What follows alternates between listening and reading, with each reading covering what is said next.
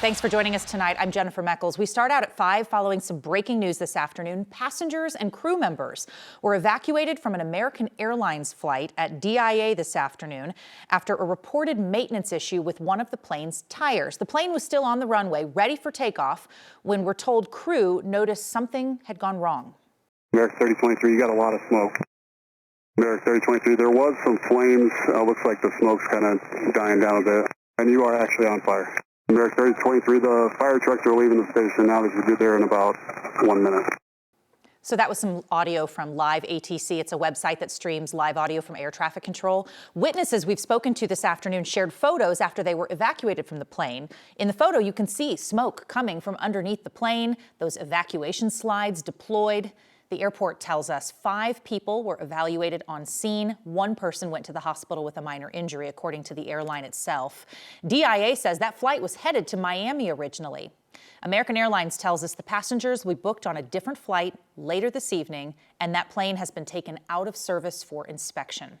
We have a crew of ours at the airport right now trying to learn more, and we will continue to bring updates as we get them.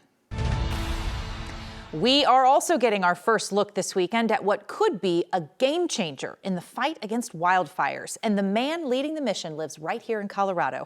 Images from a new satellite designed to detect fires across the globe just started coming in. And 9 News reporter Evan Krugel shows us the tech could really give first responders a critical head start. Colorado is no stranger to devastating wildfires. But despite major advancements in technology here on Earth, detecting new fires remains tough. So it is hard to detect a fire, but Firesat is designed to help with that particular problem. Brian Collins is the executive director of Earthfire Alliance, which launched a first-of-its-kind satellite earlier this year. We call it a protoflight. It's the full instrument, and it's our pathfinder. It's about the size of a human, with long solar panel arms. And from 370 miles above Earth, it can detect wildfires smaller than a classroom. And today, just a few short months after launch, we are seeing the images and the data coming from the satellite that is going to change the way we understand fires and change the way our firefighters can respond to wildfires. Colorado's Division of Fire Prevention and Control is one of 8 early adopters for the program, meaning they'll get access to images first to try and help Brian's team improve the product. So that in Colorado, dispatch centers will be able to see emerging fires happen, see which ones are hot, which ones are low intensity, which are moving, and which ones are close to threatened neighborhoods or ecosystems, and be able to start moving resources based on that. Over the next 5 years, this satellite will be joined by 51 others, allowing Brian's team to scan every part of Colorado and the entire globe every 20 minutes. We don't just look at the fire, so we're looking at Jefferson County every 20 minutes. So whether there's a fire or not, we're looking. There's no place for a fire to hide. No place for a fire to hide. That was Evan Krugel reporting. The Earthfire Alliance is a global nonprofit funded entirely by donations, big donors like Google. The Environmental Defense Fund. The next 3 satellites are already being built and could launch by the middle of next year. Their goal is to have all 52 satellites up there by 2030. Speaking of fires, let's talk about the ones in Colorado. We're seeing signs of progress at the national park in Colorado where we saw a fire recently. National Park Service says the North Rim the North Rim of Black Canyon of the Gunnison will start welcoming visitors again on Wednesday this next week after the fire. The South Rim of the park will stay closed. Firefighters work right now to get a better handle on that fire. The South Rim fire is still burning more than 4,000 acres, or that's about 6 square miles. NCWeb reports that it's about a third contained at this point. Firefighters are also beginning to get the upper hand on several fires burning on the western slope of our state. The largest wildfire right now is about halfway contained, the Turner Gulch fire. 19,000 acres in size, about 30 square miles. It's burning near Gateway in Mesa County. Officials say lightning sparked that fire.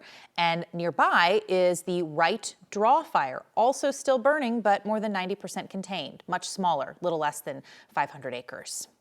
Now let's go a little bit further east, where firefighters are battling the sow belly fire, which has been going now for 2 weeks across 3 counties, Mesa, Delta, and Montrose. That one, 95% contained. It's burned about 3.5 square miles. And these are just some of the many fires that are burning in our state. It is the season, of course. For the latest information on fires, you can go to our website, 9news.com. Now, let's take a look outside right now, live. We are dealing with extreme heat this weekend, which of course translates to elevated fire danger, especially in areas where we already have fires burning. Temps are heating up to the mid-90s.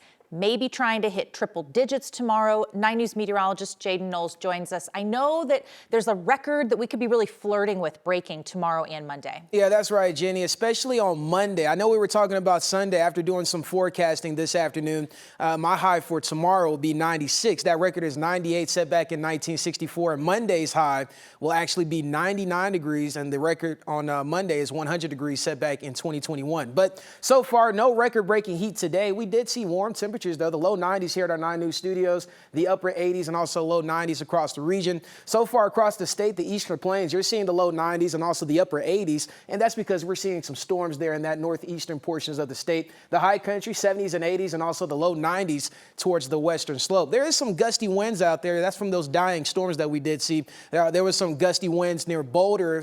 Some reports showed 40-mile-per-hour gusts, and then also at the DIA airports, or DIA, I should say, 20 miles per hour. But so far, winds are starting to calm back down. Not a lot of action here in the metro area so far. We did see a little bit of hit and miss showers, but all the activity so far is towards the northeastern plains, and that's exactly what we were expecting for this afternoon. But overall, the next 3 days, as I mentioned, temperatures are definitely going to be heating up. The upper 90s tomorrow as well as Monday, and still hanging on to the low 90s as we head into Tuesday. Here's your weather question. Of course, we're going to be answering this at the end of the show. If you'd like to participate, go ahead and email me and I'll be calling 5 lucky winners. The sun plays a big role in us having weather here on Earth. What is another major contributor? Is it oceans, large mountain ranges, or is it the tilt of Earth's axis? Of course, we're going to have that answer for you, so good luck.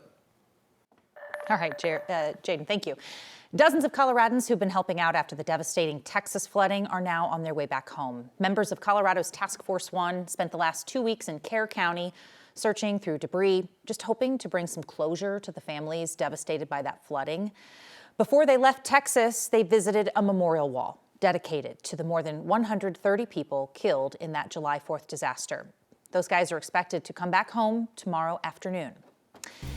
Denver police are investigating yet another deadly crash involving a pedestrian last night. This happened at the intersection of East Iliff and South Parker Road in the Hamden area of Denver. Police have yet to release any more details about what exactly led up to the crash. We know the pedestrian who got hit went to the hospital where he later died. Denver police say the driver stayed at the scene and is cooperating with the investigation. It is county fair season, and if you're headed to the one in Garfield, you will notice more state troopers on the road. CSP is beefing up their DUI patrols in Garfield and Pitkin counties this weekend, so you have been warned. Back in the last 5 years, the state reports 41 deadly crashes and more than 200 other crashes with serious injuries, usually, they say, due to speed, impaired driving, and lane violations.